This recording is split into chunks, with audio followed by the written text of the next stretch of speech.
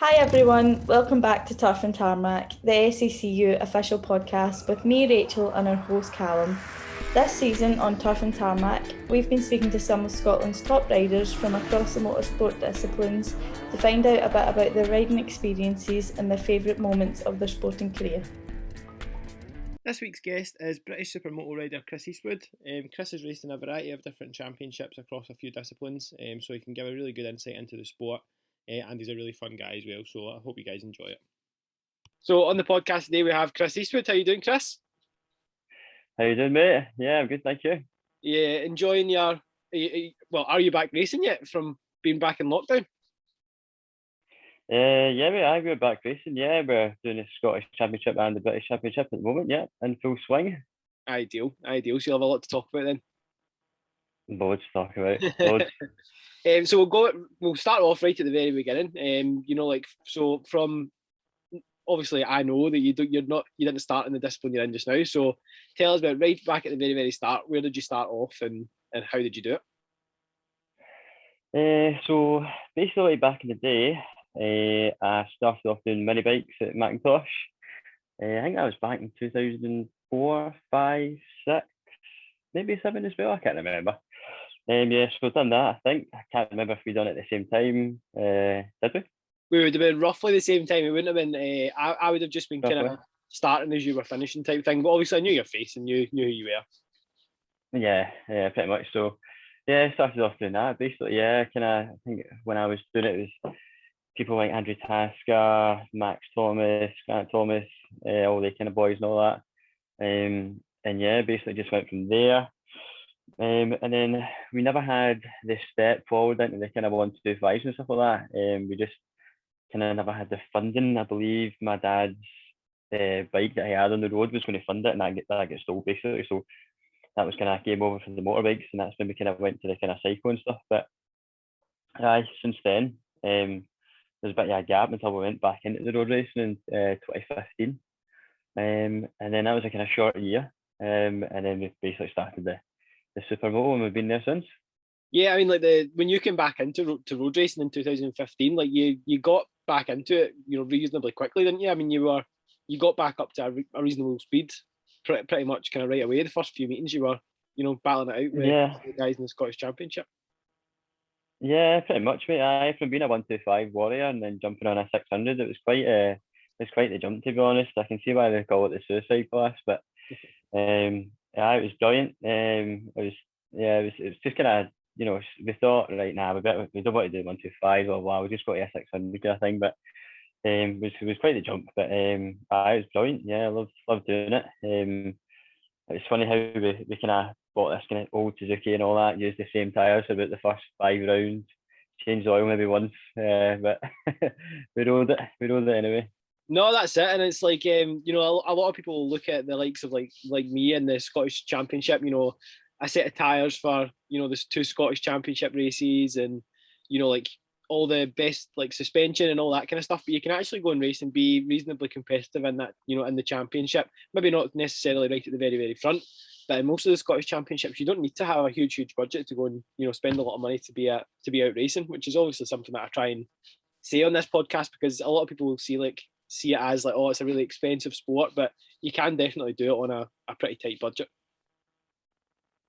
Yeah, pretty much. I was just funding it all myself at the time anyway from work. So we kind of bought a bike, a few grand, and then basically just kind of, as you went along, wee bits here and there. But the stock bikes, you can buy them. I don't know what the kind of prices are now, but we just bought a bike that was good to go, set of wets, and that was it. Basically, stuck fuel in it.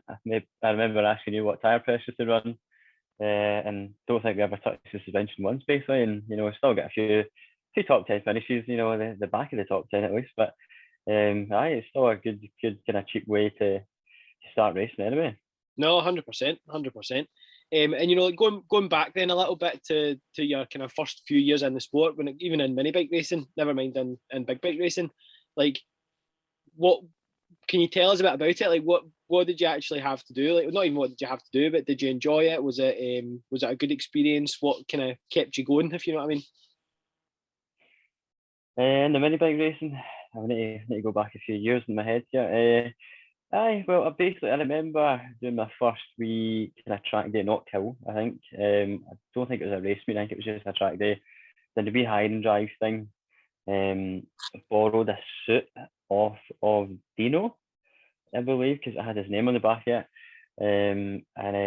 Yeah, basically just for there, kind of really loved it. And then my dad got me a bike a few months later, basically, and that's when I started.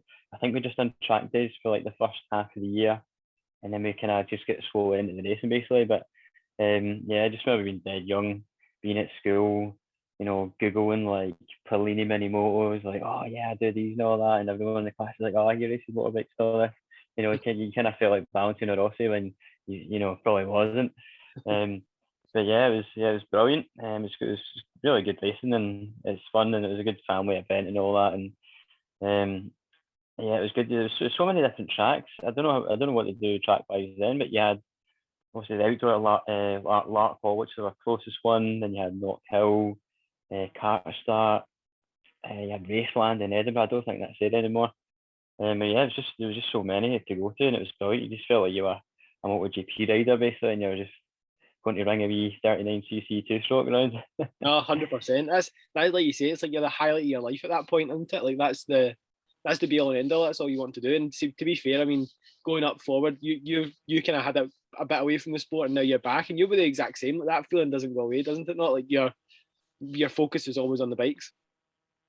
Yeah, that's it pretty much. Like even just being a kind of road rider, you're down being your car park, riding with your mates on the 125s, doing races, riding on the back roads like you stole it. Yeah, it just never goes away. So that's why I kind of had the urge just to get back into it basically, and it's just been this one. So tell us a bit about what you do now. What discipline is it you're racing now, and tell us about how you started there and how you got on. So I'm doing supermoto now basically. So when I was doing the stock 600, basically one of my friends, they were doing the pit bike supermoto stuff, and I had a pit bike at the time. So they were like, yeah, you should get a set of wheels. So they got me a set of wheels. Went up to Crail for the British round at Crail, and then I came second overall, and I was like, oh my god, I'm actually quite good at this. I'm enjoying it. Obviously coming from the kind of BMX mountain bike background, the jumps and the off road kind of really suited me, and then obviously doing the tarmac stuff. So it was just like brilliant to do a bit of both, and you're not going that fast as well, and it was like just as much fun almost. And I think for the weekend it was like, I think it was like 30 or 40 quid for like a full weekend of like racing in the British Championship, which is mega.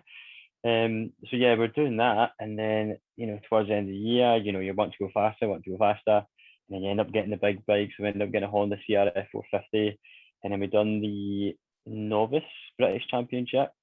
We were in that for 2016, and basically won that year on the old Honda. And then I think 2017 moved up to the Clubman. We changed bikes, went to Savannah. And then that's when it starts. You start getting faster, you start getting more bits, you start getting the quick shifter, you upgrade the suspension. It's basically a slippery slope. And then I think we moved up again. I think we came second overall in the Clubman. Sorry, we were just shy of a win. A few unfortunate kind of mistakes, I think, and we only just lost it. And then we moved up into the kind of top class, into the elite in 2018, and I think for the first, we were kind of, we're running at the front of the Clubman, and you make the step into the big class, and then you're right at the back again, and you're just like, oh, it just feels so unfair. But by the end of the year, we were getting top 10 finishes, and then I think for the British round at Crail, we were on the podium. Like, oh my god, this is actually going all right. This, but I think it was either 6th or 7th overall.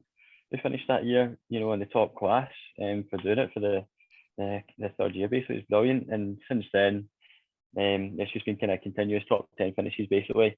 Trying to make that step just up into the top 3. Basically, it's always so close as well. It's never like never a million miles off. Like some tracks for doing the same lap times as the top 3 and whatnot. And you've got to remember as well, like you get a lot of guys, BSB, road racing guys, and for instance, guys from America and all that come over, the World Championship guys, they come over to Wigan quite a lot as well. So, to be in the kind of top 10 consistently for us is really good. Just from being away down there to being up where we are now, it's fantastic. No, 100%. And I mean, like going from you're essentially still climbing the ladder. Do you know what I mean? Like you're nearing the top of the ladder now. And when you get to the top of the ladder, that's when the things like you were saying, like the upgraded suspension and the quick shifter and all that kind of stuff. That's when you kind of need that, if you know what I mean, to be competitive, don't you? So it's definitely like you say, a slippery slope. But to get there, it must be such an achievement for you to get there. Like, what would you say? Like from this point or from the very, very start, from mini motos all the way through, what would you say has been the kind of greatest achievement of your career so far? Greatest achievement, probably just podium finish in the top class at a home track. I think. We were pretty shocked by that, to be honest. But I think there was one or two kind of top riders that never made it, or they were dropping that round kind of thing, and basically to be on the podium at the home track was one of the best achievements, I would say. I would like to say when we went over to Meti and done the World Championship round in Meti, riding on the road, that would have been, but I actually broke my thumb in the second session. It was a bit too rushed, a bit too excited to get out. But I'd definitely say probably Crail being on the podium at Crail. Yeah, 100%. And do you know that I'm actually doing a coaching thing up at Crail next week with Scottish Supermoto. It's with is it Anne Savage, she's one of the main people in Scottish Supermoto, isn't she? So Anne Savage, yep. Her and Jim Cunningham, they've organised a coaching thing, which I'm doing some coaching at next week. And Jim was telling me that if you had a supermoto bike or like a mini GP or anything like that, the membership for Crail's only like, what is it? It's just like £100 or something. I can't remember exactly how much he said but that's for the whole year, and you get access to the track as much as you want. Yeah, that's right. I think it's 165 quid, and that basically gets you your kind of access to the gate, and you can more or less go any day of the week as long as it's not like a karting event on, and then they're obviously booked for the weekend, just the same as if it's a Scottish or a British supermoto. Like obviously the bikes are only booked. But yeah, it's brilliant to take full advantage of that. We've been up a few times kind of testing at the start of the year, because we got a new suspension again for this bike this year.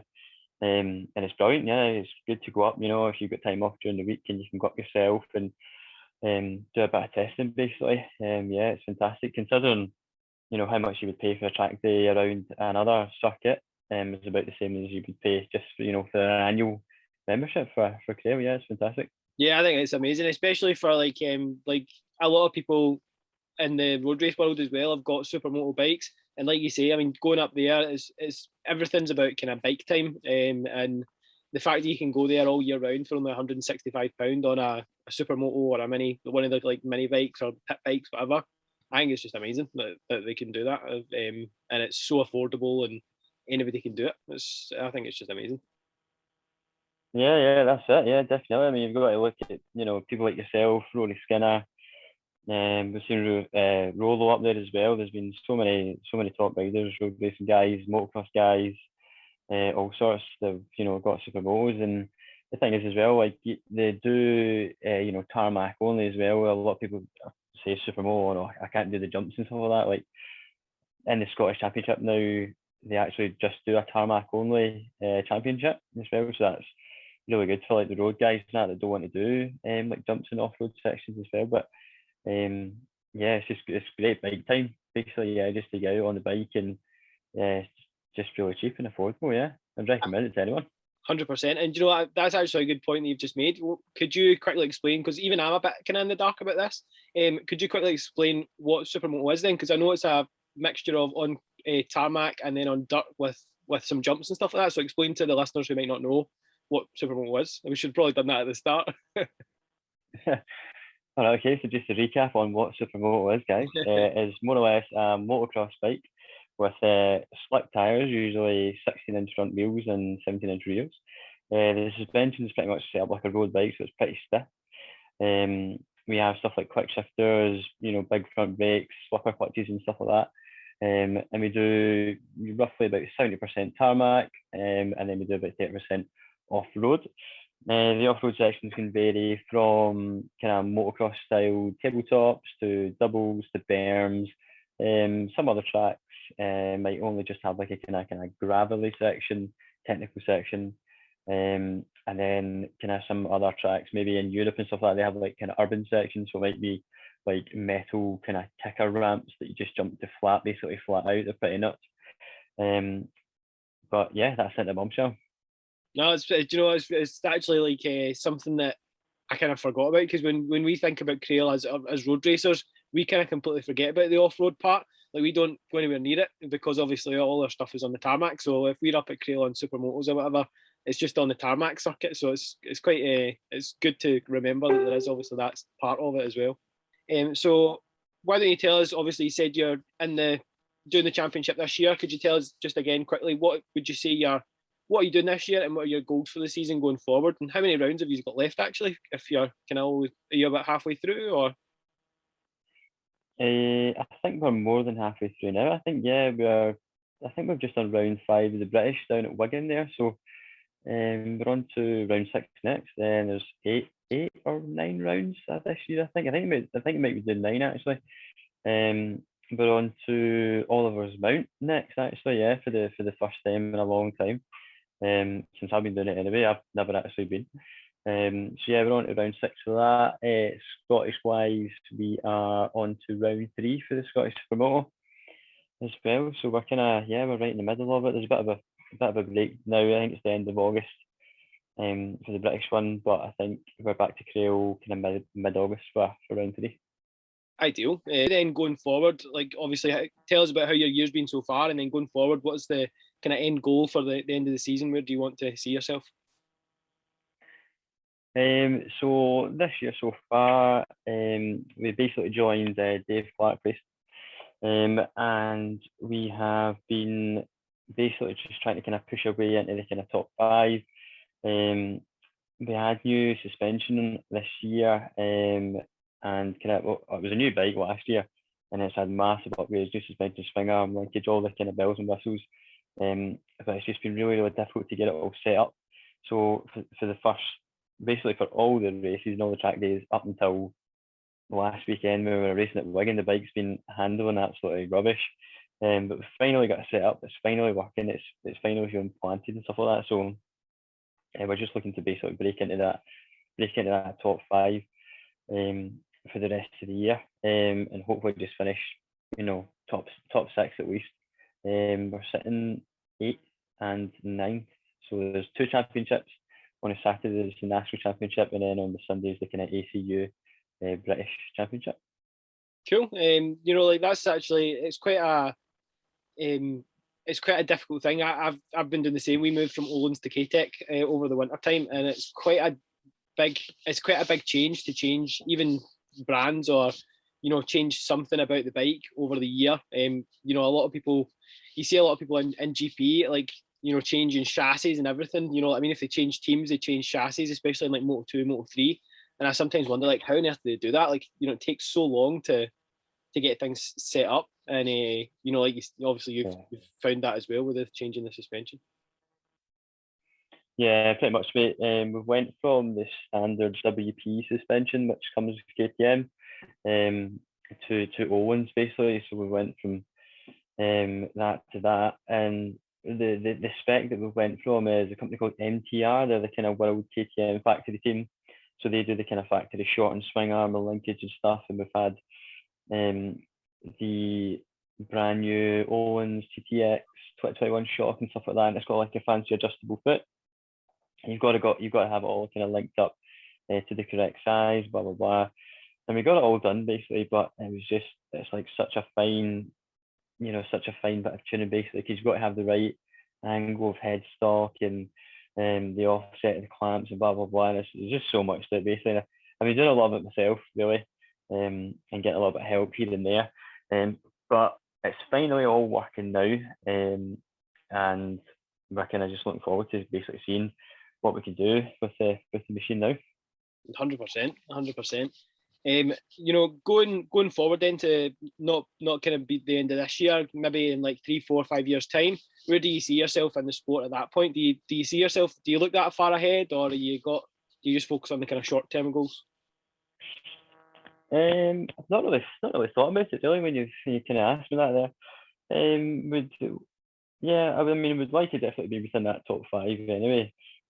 Certainly be in the top 5. The thing is with supermoto is like you can be an amazing road racer, but you might not be that good at motocross, and you're going to lose a second in the off-road section, and that's going to cost you, a position outside the top 5 basically. So it's kind of getting to that stage now where we're doing a bit of motocross training as well at the moment this year. That's something that I've kind of added into the training, is the motocross, and it's really actually helped because I would usually lose, a wee, second or a bit in the off road, and that's really helped me basically is that session. So being okay at motocross anyway, and then being okay in the road basically is just getting that kind of combined. So we're kind of getting to the stage now where it's like good in the tarmac, good in the off road, and it's literally just the case of winner or bin it on the first lap.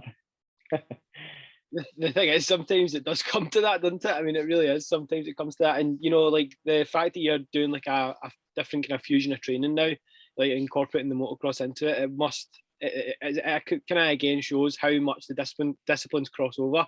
Because already we've been supermoto, motocross, and road racing for yourself. I mean, they all kind of fit into like supermoto is essentially just a mixture of both, isn't it?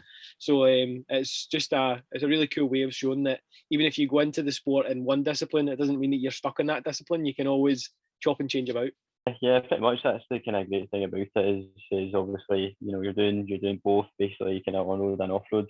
I definitely prefer the tarmac stuff. I kind of miss doing the road stuff and that, especially been up watching the last few times at Knock Hill and stuff like that. I definitely miss that. I do enjoy doing the motocross, but the motocross guys are fit. The fast guys are it's just a different level of fitness, I think, and riding ability.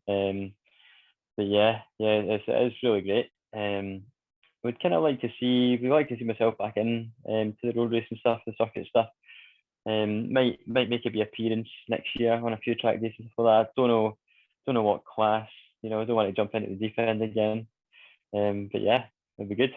No, 100%. It'd be good to see you back because it's always nice to see people going away and coming back because a lot of the time when they come back they're just as fast as what they were when they left. Essentially it sometimes takes a wee session or two, but you do tend to get up to speed very quickly. I mean, you showed that when you came back after all those years out. You got up to speed reasonably quickly. So no, that would be good to see.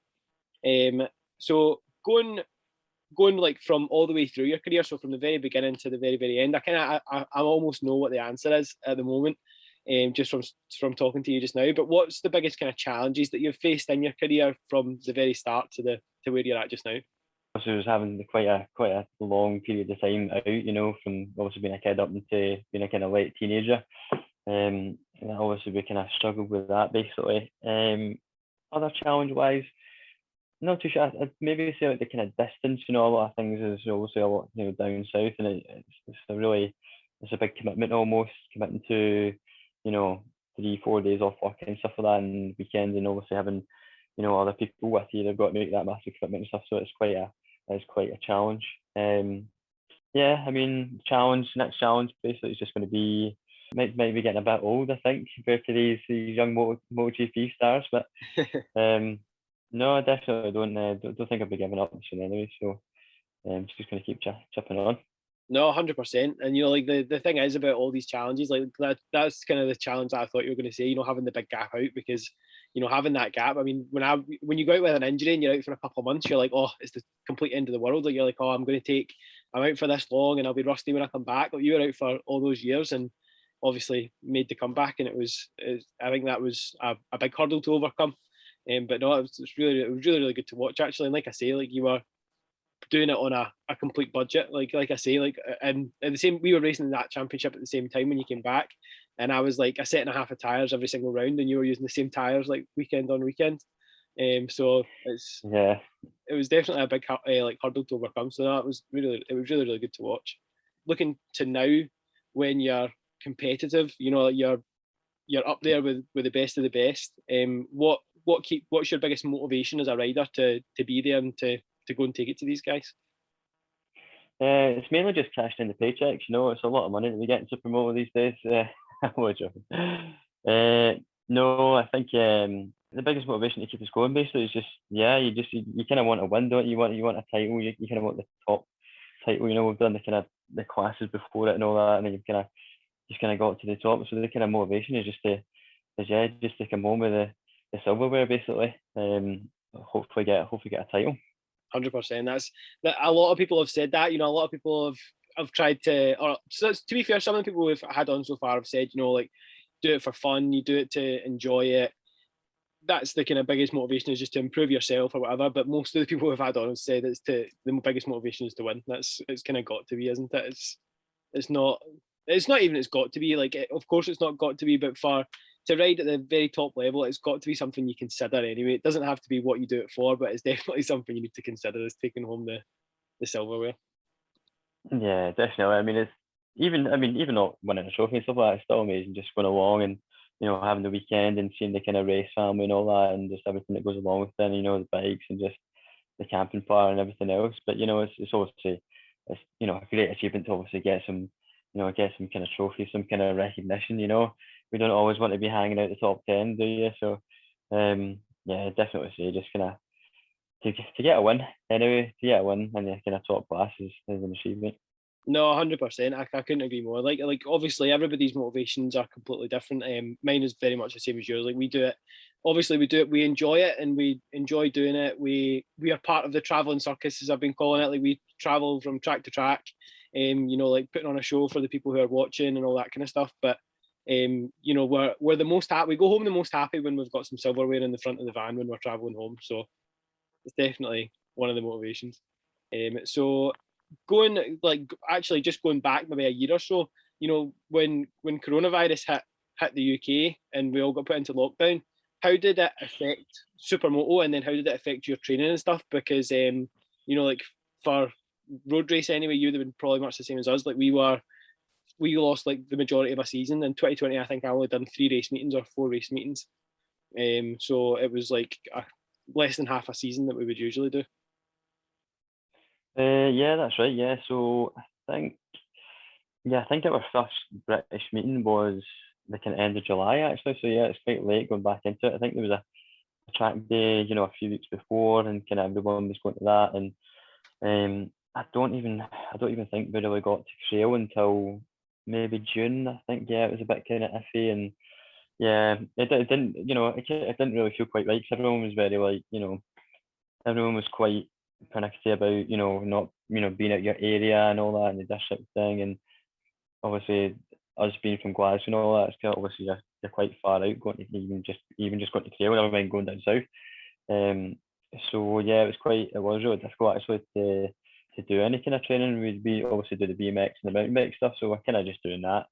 It's kind of bike time. It's certainly not any kind of motorbike bike time, but yeah, we're doing that. And then it wasn't until the end of July, and I think we managed to cram in 5 or 6 rounds. I think we actually had a round in December, on the 5th of December in Wigan, and it was freezing. Oh, it was absolutely Baltic. It was just as soon as you got there, it was 2 degrees.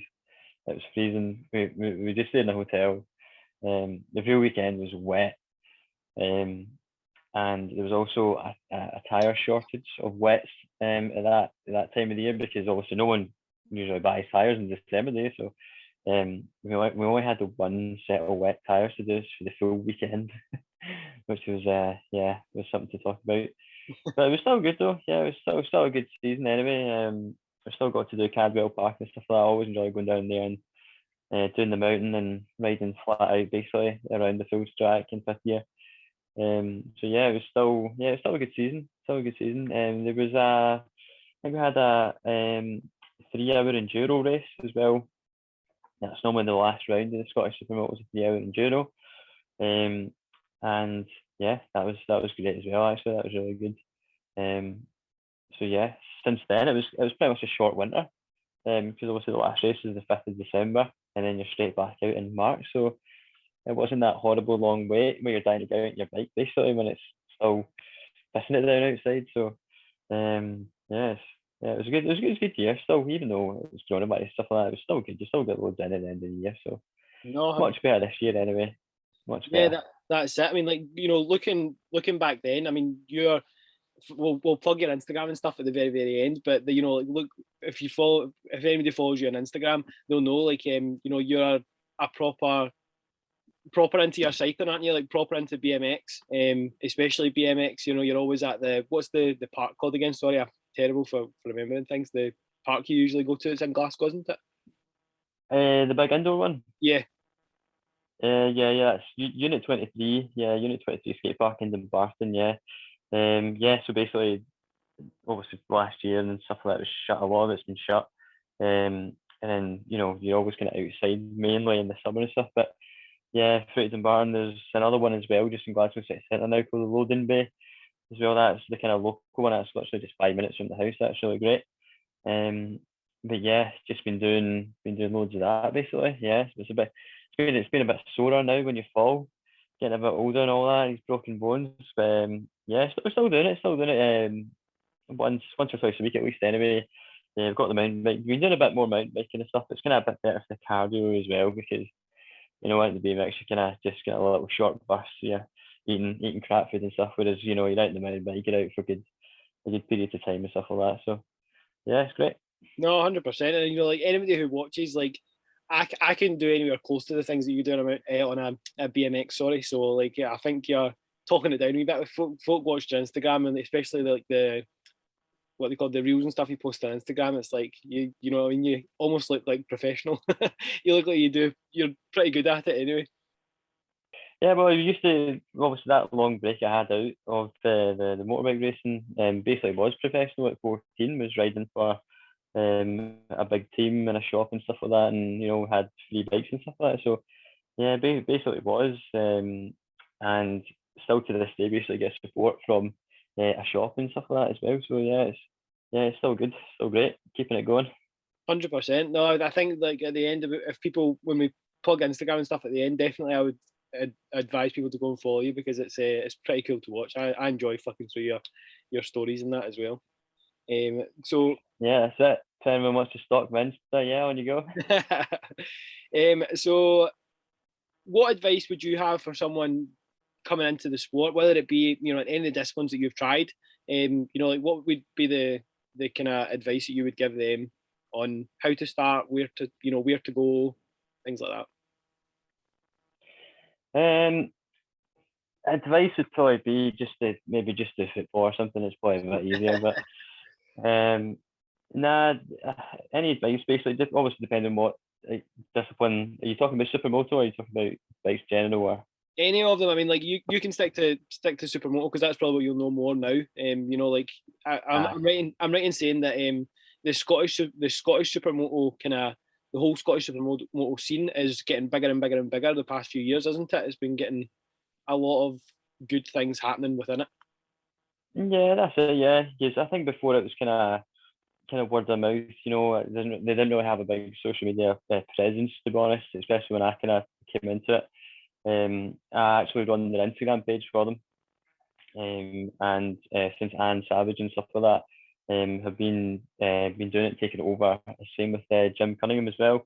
They obviously get the kids classes and stuff like that, and there's like loads of stuff. You see it all the time on Facebook. Anytime you're on Facebook, you know, it's Jim posting about the kids and events and also you guys have been training.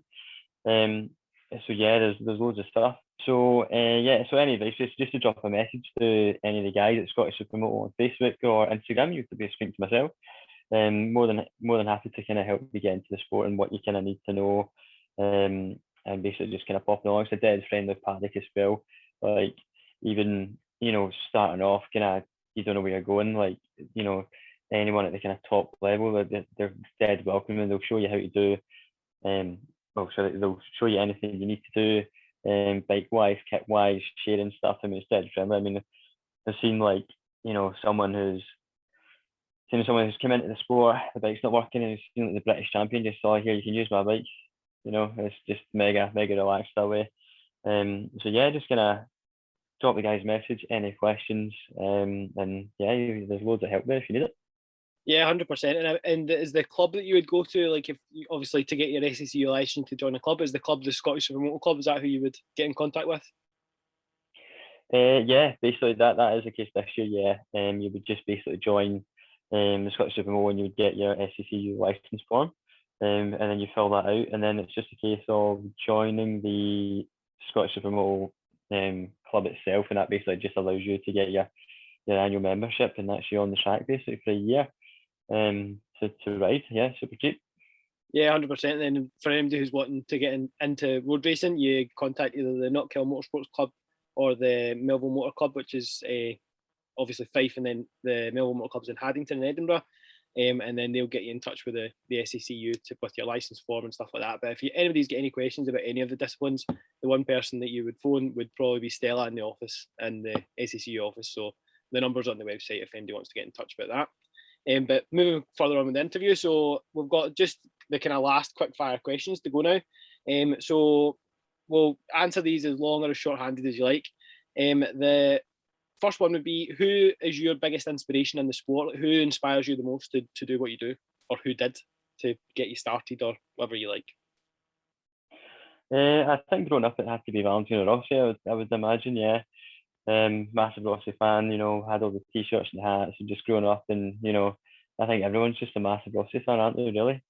Anybody who says they're not, I always think that they're lying. Like, I just can't believe that that anybody wouldn't be a fan of them. But no, 100%. Yeah, have to agree. They're just slowly trying to let go of the fact that they are. I think that's what it is. The next one is, what is your favourite course or track that you've been on? Like, this can be across any of the disciplines that you've raced in. So it doesn't even need to be obviously in Scotland. Wherever you've been, what's been your favourite one? I think favourite track would probably have to be Mete, so the kind of World Championship down in Belgium.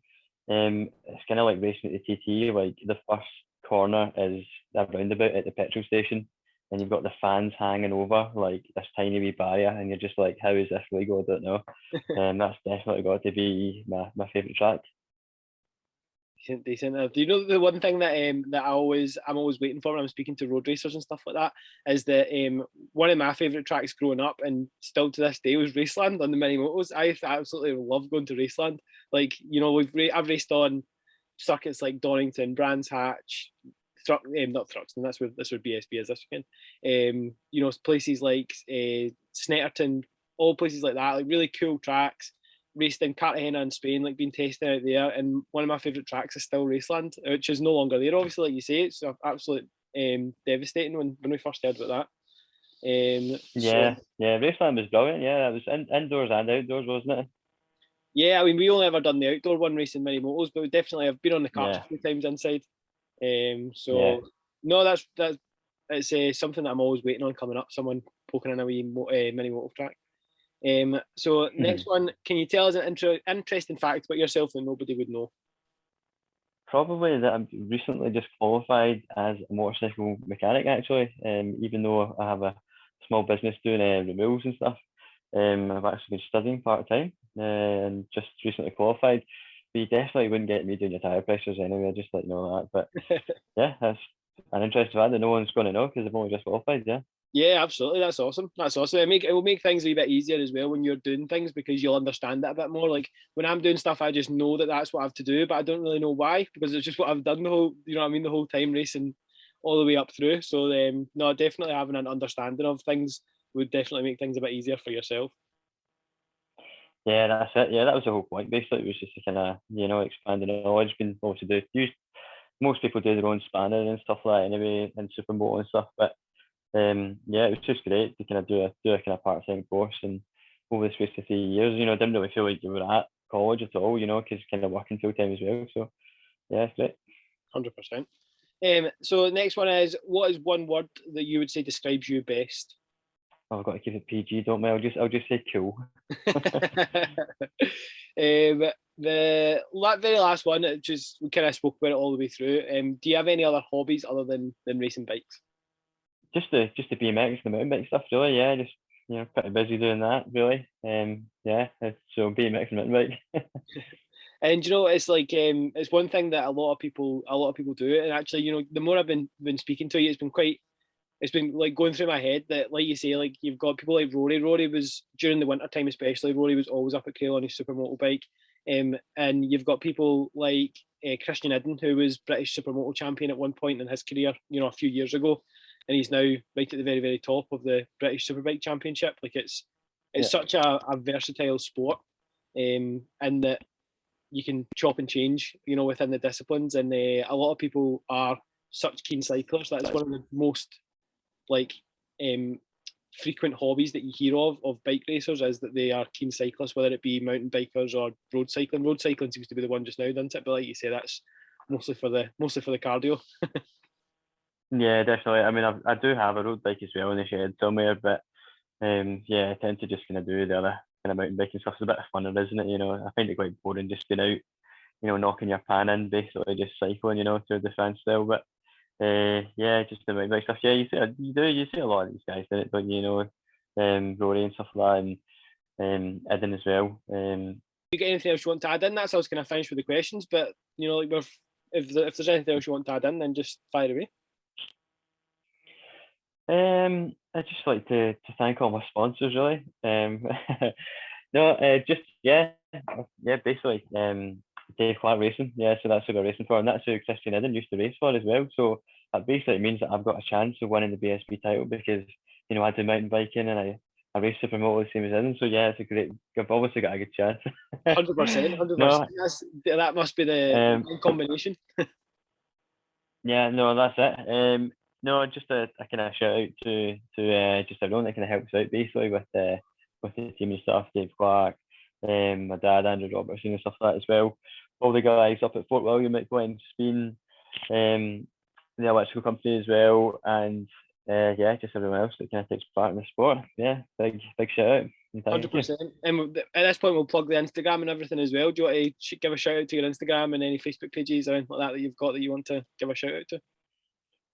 Yeah, sure. So my Instagram is Chris Catman, so Catman with a K, Eastwood, and my racing one on Facebook is just Chris Eastwood Racing. Ideal. That's perfect. No, it's been really, really nice speaking to you, and I think that you've given a really, really good idea of how many different things you can do all within the one sport. Because even when you speak about training on motocross, it's such a versatile thing that if you can learn to go one bike, you can generally go a lot of them. Maybe not as well as what you can go the other ones, but you can generally go all of them. So no, it's been really, really good talking to you. Yeah, it's been good talking to you as well, mate. Yeah, hopefully I can catch up with you soon anyway.